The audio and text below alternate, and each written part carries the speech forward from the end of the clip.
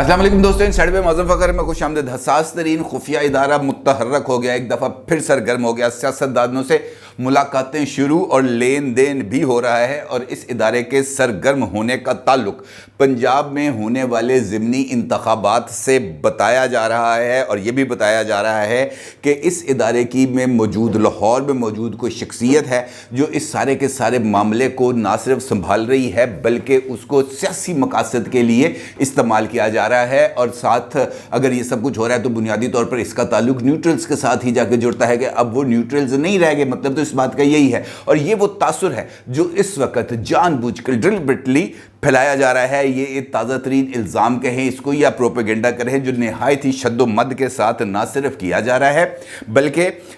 इसकी अगली कड़ी भी अब सामने आ रही है। एक ताज़ा तरीन मुहिम भी शुरू की जाने वाली है जिसका भी आगाज़ हो चुका है बाज़ाब्ता तौर पर, और इसके लिए मुहिम का भी आगाज़ हो गया है जिसमें आला तरीन अस्करी शख्सियत से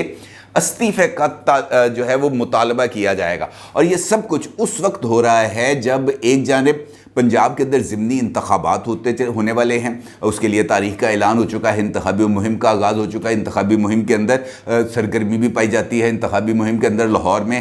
हल्का PP 167 के अंदर लड़ाई झगड़े की नज़ीर चौहान साहब वाला वाक़या जो है अब वो भी सामने आ रहा है। और इसके साथ साथ कुछ इस किस्म की भी इतलात हैं कि एक सोचे समझे मंसूबे के तहत पंजाब के उन 20 हलकों में जहाँ पर ये ज़िमनी इंतखाबात हो रहे हैं वहाँ पर टेम्परेचर को इस हद तक आगे बढ़ाया जाएगा कि अमन अमान की एक ऐसी सूरत हाल डेवलप हो जाएगी जिसको नज़रअंदाज नहीं किया जा सकता। अब ये जो सारा कुछ, ये जो नई मुहिम का आगाज़ किया गया है तो इस मुहिम के पीछे कौन कौन है, मतलब अगर मैं आपको उनके नाम बताऊं तो आपको बड़ी क्लैरिटी के साथ समझ आ जाएगी कि ये मुहिम जिन जिन ट्विटर अकाउंट्स से चल रही है, जिन जिन यूट्यूब चैनल्स से चल रही है, अब उसके बारे में किसी किस्म को कोई भी अब ढकी छुपी चीज़ नहीं है। चंद रोज़ पहले एक नया यूट्यूब चैनल बना और वो शख्सियत का ताल्लुक पाकिस्तान फ़ौज से रह चुका है, रिटायर हो चुके हैं, इस वक्त पाकिस्तान में मुकीम नहीं हैं, वो बरतानिया में जा चुके हैं। और उन्होंने सोल्जर स्पीक्स के नाम से एक अपना यूट्यूब चैनल बनाया और वो है मेजर रिटायर्ड आदिल राजा साहब। ये वही मेजर रिटायर्ड आदिल राजा साहब हैं जिनके हवाले से कुछ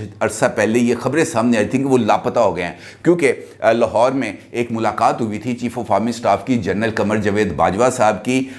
रिटायर्ड जो मिलिट्री मैन हैं उनके साथ, और उस मुलाकात की कुछ इन्फॉर्मेशन थी जो लीक की गई थी और वो डिस्टॉर्टेड इन्फॉर्मेशन थी, यानी मन घड़त इन्फॉर्मेशन थी जो अब मुख्तलिफ लोगों के ज़रिए उसको लीक कराया गया और उसके पीछे यही मेजर रिटायर्ड आदिल राजा साहब का ही नाम आया था। और फिर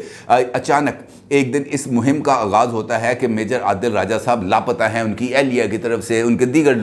दोस्त अहबाब की तरफ से ये बयान सामने आता है कि जनाब वो लापता हो गए, लापता हो गए। सारा दिन इसके ऊपर शोर मचा रहता है और आखिरकार ये पता चलता है कि मेजर आदिल राजा साहब पाकिस्तान छोड़ के चले गए हैं बरतानिया, और इस वक्त वो बरतानिया में मौजूद हैं। और जिस वक्त वो हीथ्रो एयरपोर्ट पे लैंड करते हैं तो उसके बाद ना सिर्फ अपना बोर्डिंग पास जो है वो सोशल मीडिया पर शेयर करते हैं बल्कि ये बताते हैं कि मैं बरतानिया आ गया हूँ। और ये वही मेजर आदिल राजा साहब हैं जिन्होंने सीनियर जर्नलिस्ट रज़ा रूमी साहब पर इल्ज़ाम लगाया था कि जनाब उन्होंने पैसे लिए हैं, पैसों का कोई लेन देन किया है। और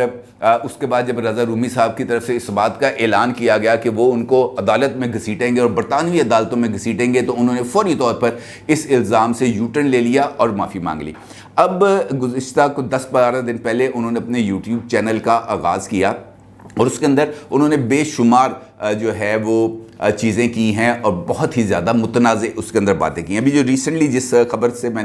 जिस इन्फॉर्मेशन से मैंने गुफ्तगू का आगाज़ किया वो इन्फॉर्मेशन भी मेजर आदिल राजा साहब ने अपने यूट्यूब चैनल के ऊपर की है। और उन्होंने उसका जो समा बंधाया है वो इस तरीके से बनाया कि मेरे पाकिस्तान में मौजूद खामोश मुजाहिदीन हैं उनकी तरफ से मुझे ये इन्फॉर्मेशन आई है कि हसास तरीन इदारे का जो पंजाब का, लाहौर का जो हेड है वो जनाब मुतहर्रक हो गया है। और उन्होंने अपने ऑफिस के अंदर नोटों की बोरियां रख ली हैं। सियासतदानों को जो इंतखाबात के अंदर जो लोग मैटर्स करते हैं, जो बड़ी जो यूनियन कौंसिल के लेवल पर, गली मोहल्ले के लेवल तक वो गए हैं और वहाँ पर जाके उन्होंने जनाब लोगों को बुलाया है और लोगों को बुलाकर उनकी जेबों को गर्म किया है ताकि पंजाब के अंदर ज़िमनी इंतखाबात नून लीग जीत जाए और पंजाब में किसी भी किस्म का कोई पॉलिटिकल डिस्टर्बेंस ना हो। बुनियादी तौर طور پر جو ایک یہ الزامی مہم ہے اس کا آغاز کیا گیا، اور پھر اس کے بعد ان کی ویڈیو آنے کے بعد پھر ایک نئی مہم کا آغاز ہو جاتا ہے، اور وہ تمام لوگ جو عمران خان صاحب کے فیورٹس ہیں، جن میں شاہین صبائی صاحب ہیں، جن میں عمران ریاض خان صاحب ہیں، جن میں صدیق جان صاحب ہیں، جس میں صابر شاکر صاحب ہیں، جس میں سمیع ابراہیم صاحب ہیں، یہ تمام کے تمام لوگ اسی ایک لائن کے اوپر شروع ہو جاتا ہے۔ مثال دیتا ہوں آپ کو کہ کل رات جو ایئر وائی کا میں پروگرام آتا ہے 11th آور، جو وسیم بادامی صاحب جس کو ہوسٹ کرتے ہیں، اسی شو کے اندر جاتے ہیں عمران ریاض صاحب، اور عمران ریاض صاحب وہاں پر جا کر اس بات کا ذکر کرتے ہیں کہ جناب لاہور میں بیٹھی ہوئی ایک طاقتور شخصیت پورا زور لگا رہی ہے کہ نون لیگ کو پنجاب کے ضمنی انتخابات میں 15 سے زائد نشستیں جتوائی جائیں۔ یعنی یہ وہی بات ہے جو عادل راجہ صاحب نے کی، اور اس کے بعد عمران ریاض صاحب نے ایک نیشنل کیریئر کے اوپر بیٹھ کر اسی بات کو دہرایا۔ اس کے بعد انہوں نے خود اپنے جو ٹویٹر اکاؤنٹ ہے، عمران ریاض صاحب نے اپنے ٹویٹر اکاؤنٹ کے اوپر بھی یہ بات انہوں نے شیئر کی، اور کہا کہ لاہور میں ایک طاقتور شخصیت کی ڈیوٹی ہے کہ مرغی بریکٹ کے اندر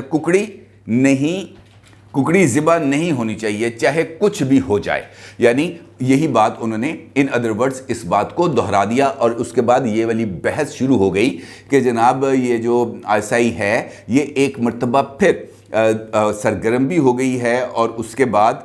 یہ دوبارہ اپنی سیاست کے اندر مداخلت انہوں نے شروع کر دی ہے۔ یہ کہانی یہاں پہ ختم نہیں ہوتی، بلکہ آج ہی میجر عادل راجہ صاحب نے ایک ٹویٹ بھی کیا ہے، اور اس ٹویٹ کے اندر ان کا یہ کہنا ہے کہ I have been asked by a senior army officer، یعنی مجھے ایک نہایت ہی سینئر آرمی افسر کی طرف سے یہ کہا گیا ہے ٹو ڈیمانڈ کہ میں مطالبہ کروں دی ریزگنیشن، استعفے کا، کس سے؟ جنرل قمر جاوید باجوہ صاحب سے۔ یعنی وہ یہ کہہ رہے ہیں کہ ان کو فوج کے ایک اعلیٰ افسر نے ان کے ساتھ رابطہ کیا ہے، اور ان سے اور میجر صاحب سے یہ بات کہی ہے کہ جناب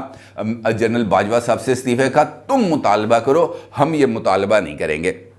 اس کا مطلب یہ ہے اس ساری بات کا کہ یہ ایک سوچا سمجھا ایک منصوبہ ہے جس کو ایگزیکیوٹ کرنے کے لیے یہ جو فرنٹ لائن واریئرز ہیں پاکستان تحریک انصاف کے، ان کو ذمہ داری سونپ دی گئی ہے۔ اب وہ چاہے عادل راجہ صاحب ہیں، چاہے وہ عمران صاحب ہیں، چاہے وہ کوئی بھی ہے، وہ اب منظر عام پر آگے ہیں، اور یہ جو استعفے والی بات ہے اس کو لے کے آگے چلے ہیں شاہین صبائی صاحب۔ شاہین صبائی صاحب نے بھی ایک ٹویٹ کیا ہے، وہ یہ کہتے ہیں کہ آپ باجوہ چاہیں گے، زرداری مزید 2 سال سے کہہ رہے ہیں کہ وہ ان کو ایکسٹینشن دیں، ISPR کہہ چکی ہے کہ وہ نہیں چاہتے کہ ان کو ایکسٹینشن ملے، مگر بات ختم نہیں ہوتی۔ سنتے ہیں کہ ایک نئی پوسٹ CDS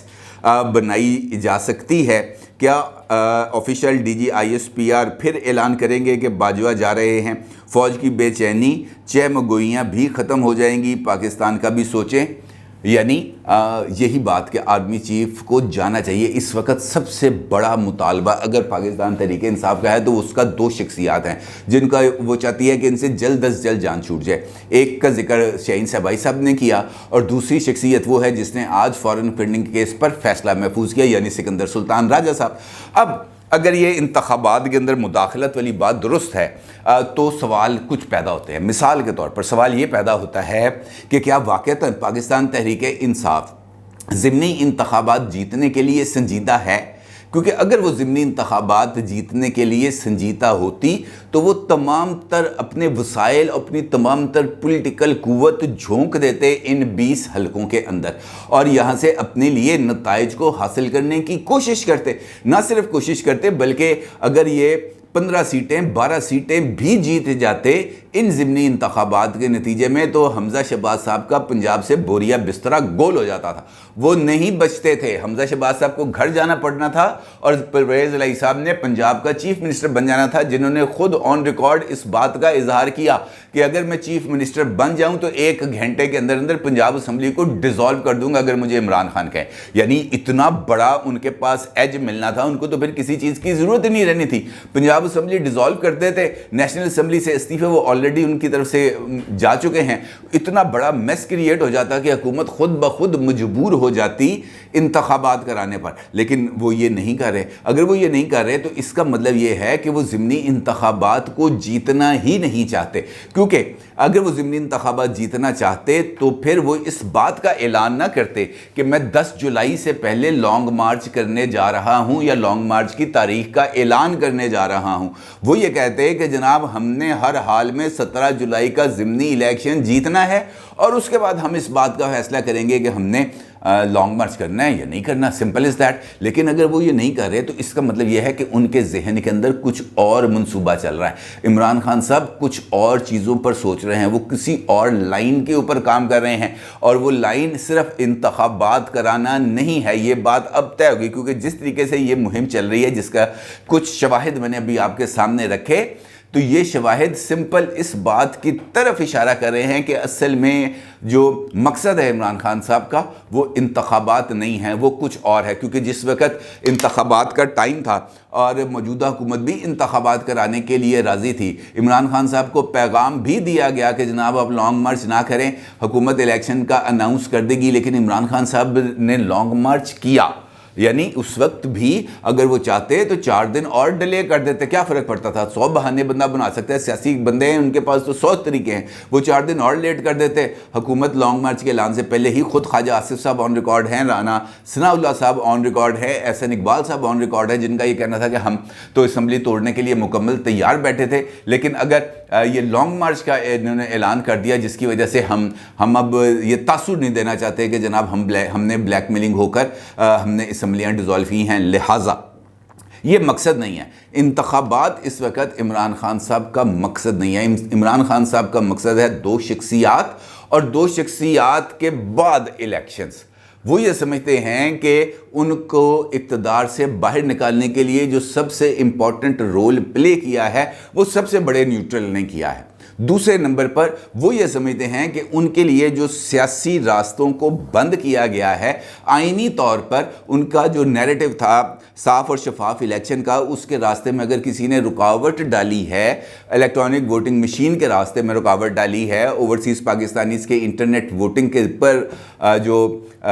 پابندی لگائی ہے یا اس کے اوپر رکاوٹ ڈالی ہے، ڈسکا الیکشن کو کالا دم قرار دیا ہے، ان کے پورے نیریٹو کو ذبح کر دیا، اس کے ساتھ سینٹ کے الیکشن کے اندر ان کی بھرپور کوشش کے باوجود ٹریسیبل بیلٹ کے اوپر الیکشن کمیشن نہیں مانا، تو اس کا مطلب یہ ہے کہ الیکشن کمیشن عمران خان کے خلاف کھڑا ہے۔ لہٰذا یہ 2 شخصیت ہیں جن کی عمران خان صاحب قربانی مانگ رہے ہیں، نہ صرف قربانی مانگ رہے ہیں بلکہ یہ چاہتے ہیں کہ یہ کل کے جاتے آج چلے جائیں، اور یہی وجہ ہے کہ چاہے وہ میجر عادل راجہ صاحب ہے، آپ خود بتائیں کہ میجر عادل راجہ صاحب ہیں، وہ اس بات کی طرف بار بار آ کر اس کی طرف اشارے کر رہے ہیں کہ جناب یہ جو خاموش مجاہدین بیٹھے ہوئے ہیں، ایک اور انہوں نے ٹویٹ کیا، وہ بھی پنجاب کے صورتحال کے حوالے سے ہے، وہ جلیل شرک پوری صاحب کی ملاقات ہوئی حمزہ شہباز صاحب کے اوپر، اس کے اوپر انہوں نے ٹویٹ کیا ہے کہ خاموش مجاہدوں کے مطابق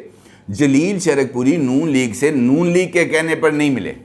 یعنی وہ جن کے کہنے پر ملے ہیں وہ وہی شخصیات ہیں جو اس وقت لاہور میں سرگرم ہیں۔ کس لیے سرگرم ہیں؟ کہ مسلم لیگ نون کی پنجاب حکومت کو بچایا جائے، اور چونکہ بجٹ پاس کرانا ہے اس کے لیے ضروری ہے کہ وہ 4 منحرف اراکین جو اپنی سپورٹ دے چکے تھے پی ٹی آئی کو، وہ واپس آ رہے ہیں نون لیگ میں۔ اگرچہ غلط ہے، نون لیگ کو بھی ایسے لوٹوں کو قبول نہیں کرنا چاہیے جو ایک دن ادھر چلے جاتے ہیں۔ پورے 3.5 سال کے دوران